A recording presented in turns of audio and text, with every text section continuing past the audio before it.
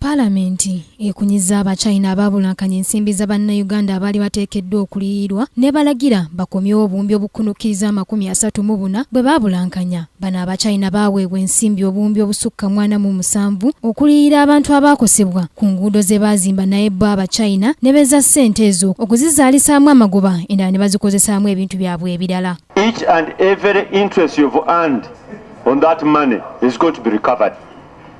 Okay?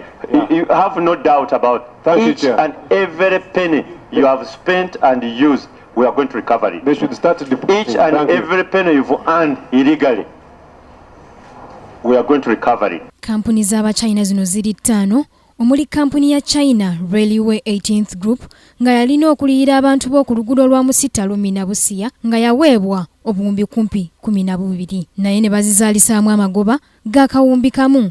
Kampuni ya China Railway No. 3 Group ngeno naye yaweebwa obuwumbi 12 okusasula abantu abakosebwa ku luguudo lw'e Kanuni Sembabule Viira bazizaalisaamu amagoba ga bukaddaana. Ng'ate yo kampuni ya China Railway No. 5 Group Zhongmei ne Chongqing International Construction Company ssente bazikozesa okuddunkanya emirimu gyabwe.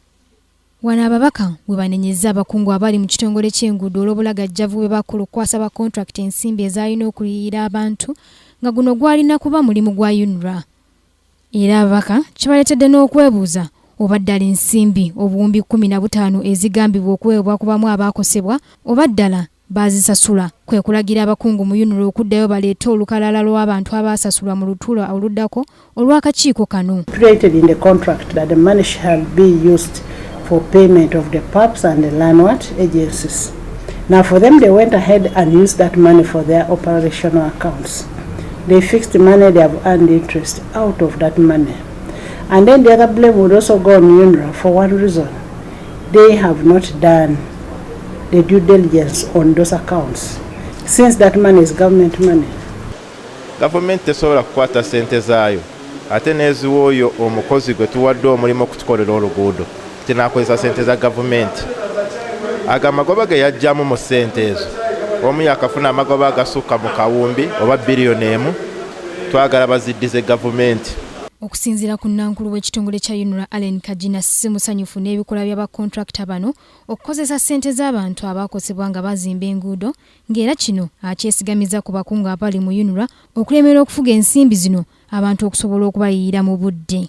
Si kituufu ba contractors okukwata ssente za bannannyini ttaka ne bazikozesa okufunamu amagoba.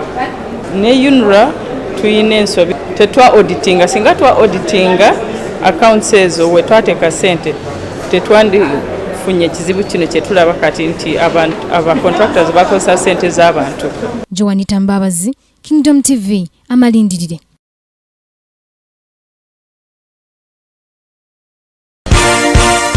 This is Kingdom TV.